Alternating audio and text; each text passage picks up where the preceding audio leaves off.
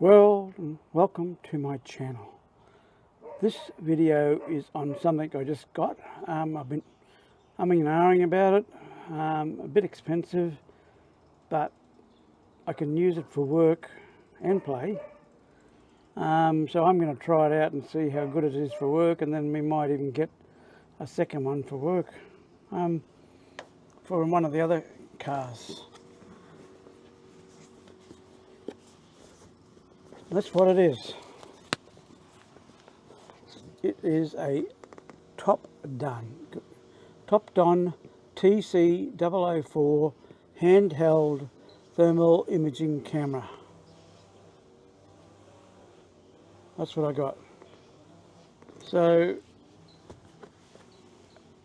I hope you like this video. If you do, please give me a thumbs up and subscribe. Cheers.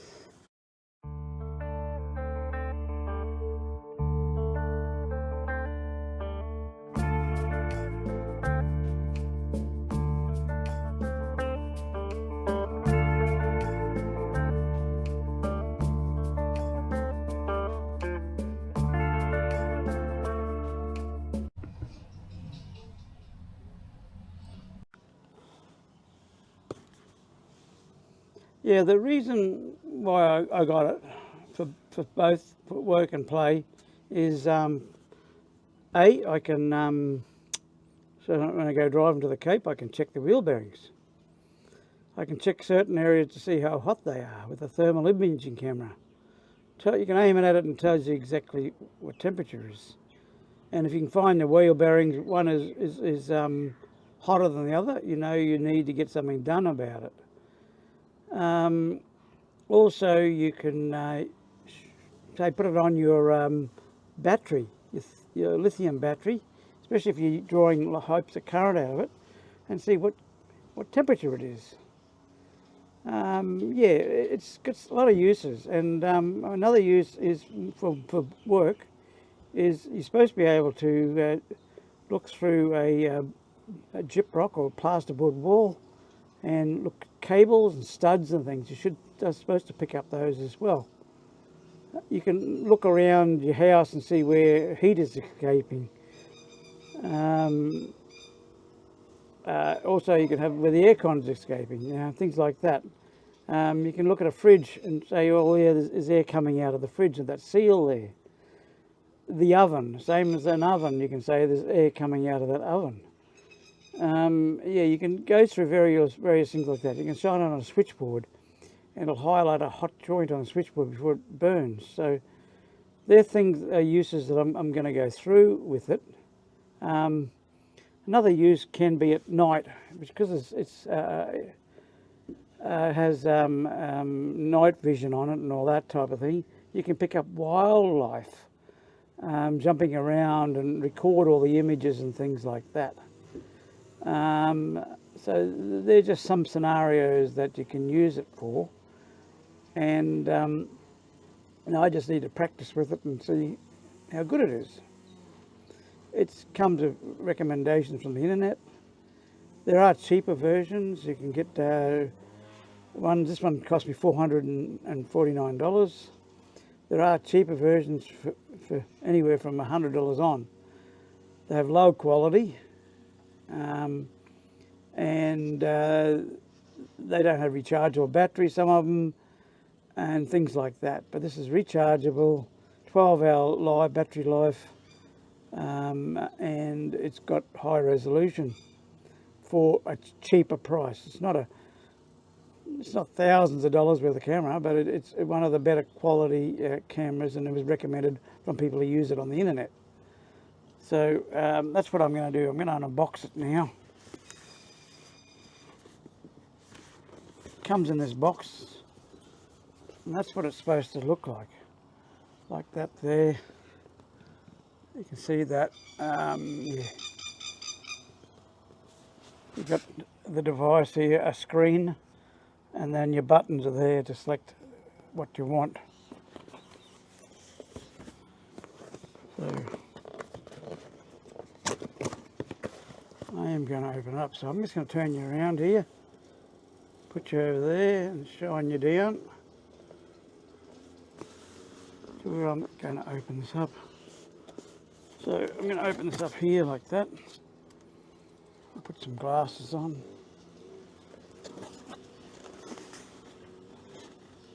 I'll turn you up a little bit. How's that? Can you see it? Comes with this pouch. Nice pouch. Belt can go through it.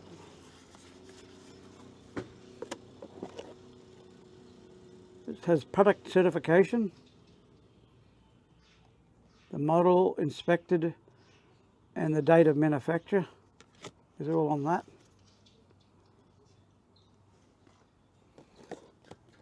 Calibration certificate. It's actually been calibrated. So you probably wouldn't get this from the cheaper ones. So that's why I got this more expensive one. You can see packed foam around it. It's all foam in here like that. And that's the user manual, of course. That is the USB outlet for a plug. That is a cable, the charging cable from that power point into there, charge it up. And it comes with an SD card as well. You can see that.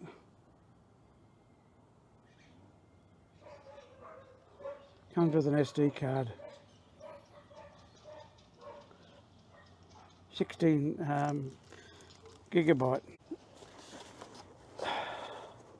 And that's the camera there. You can see it, decent screen, good quality.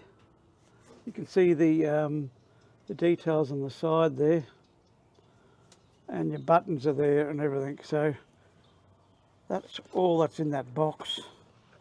I'm going to put it back in the box in a minute, and I'm going to read the instructions and actually read them and see how to use it and charge it up. But yeah, that's a trigger on the front here. You trigger it and squeeze it. On-off button is there.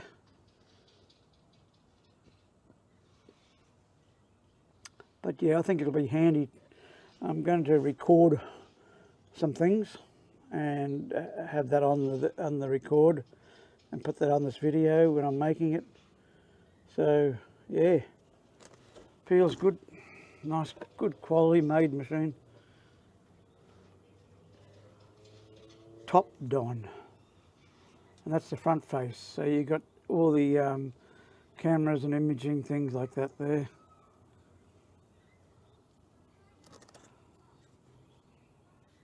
Wow. Yeah, so I'm going to read the instructions, charge it up, and then do a test run on the weekend. I want to, as I said, look at the wall, and you might even be able to pick up there's an animal in your wall, like a possum or a rats in the wall, or white ants, I assume. So it's supposed to be pretty sensitive. Yeah, I think it's going to be a good piece of kit to play with. I call it a toy, but it's more than a toy.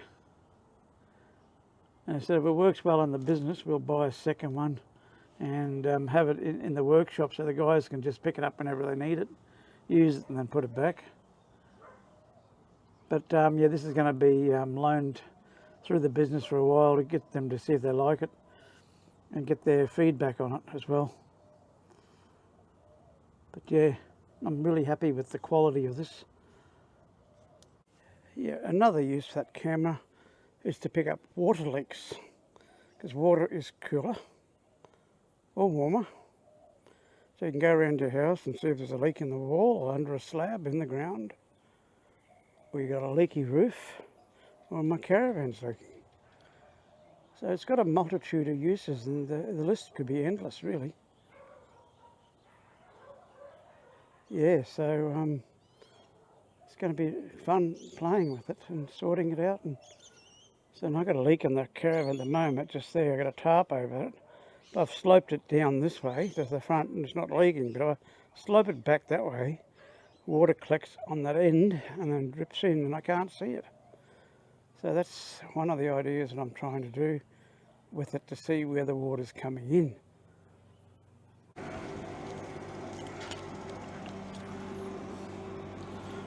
Okay, this thing was fully charged when I got it. Now it is a weatherproof item, of course, but I'll run through the specs at the end of the video.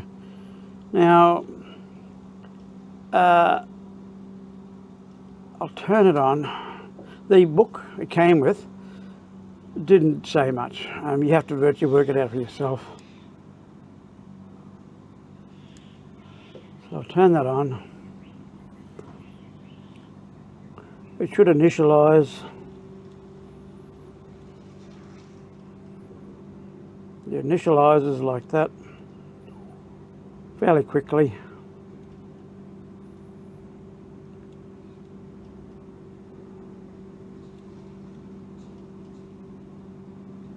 Now, this is the basic palette, which is iron. You can run through the buttons here.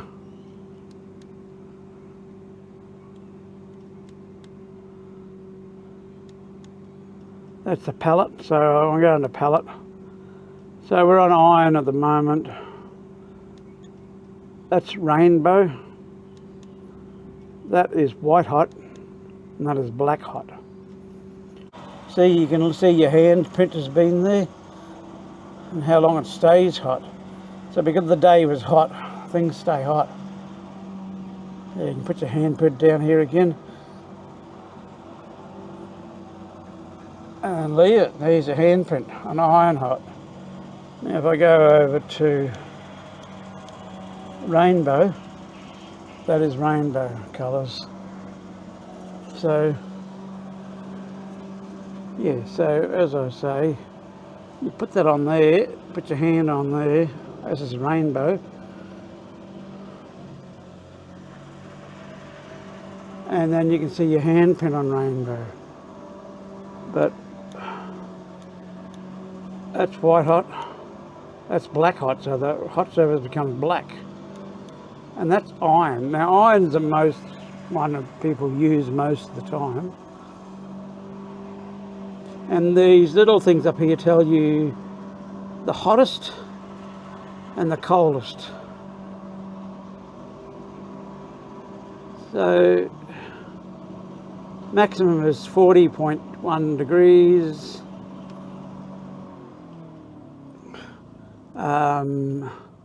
Coldest is 28.2 in here. So I'm going to put it on. See if I can pick up these birds.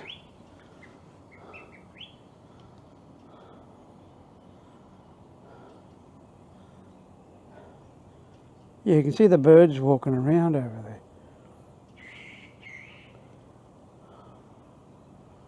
Bit hard to see. But yeah. But they are there. Nighttime would be better, of course.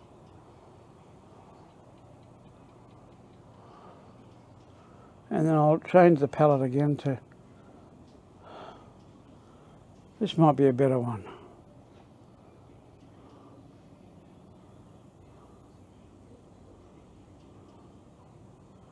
Yeah, you can't see it properly. At the moment, too much light around. Yeah, that's the screen for the settings. Measurement parameters, temperatures, scales, alert settings, photo settings, temperature units, date and time, language, display, and a couple of other settings there, auto power on and off. So that's just the temperature thing. The main setting page.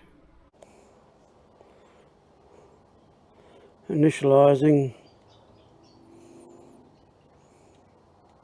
It does that every time you turn this on. And this thermal imaging camera, it won't record video. It only records photos. So that's why I've got to do it this way. that's my switchboard. Yeah, so if you look down here, you'll see that the main switches are hot, and it's the main switch for the inverter is the hottest. But if you scroll along here, all the other circuits are cool. Then if you go up here, you can see the contactor for the T33 tariff is hot. The fuse over here is hot because current going through it, and the meter up there is hot. But yeah, so as I say, if one of these other circuits along here would be hotter than the others, I'd start thinking about it and see how much current's going through first. That's the idea. And you can come up to here to the inverter and show you the inverter up here. And you can see the inverter, how hot it is. Shining on it. Nearly 60 degrees, that inverter.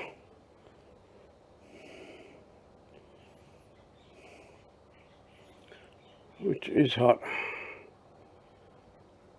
But it is a hot day today as well.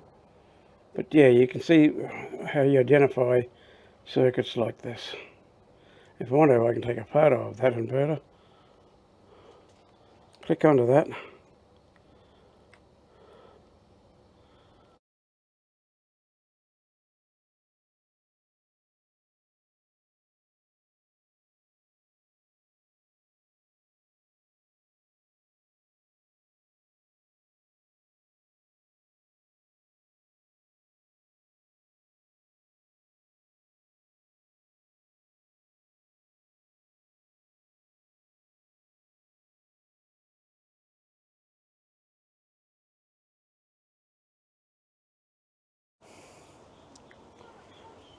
Well, I hope you liked this video. If you do, please give me a thumbs up and subscribe. Cheers!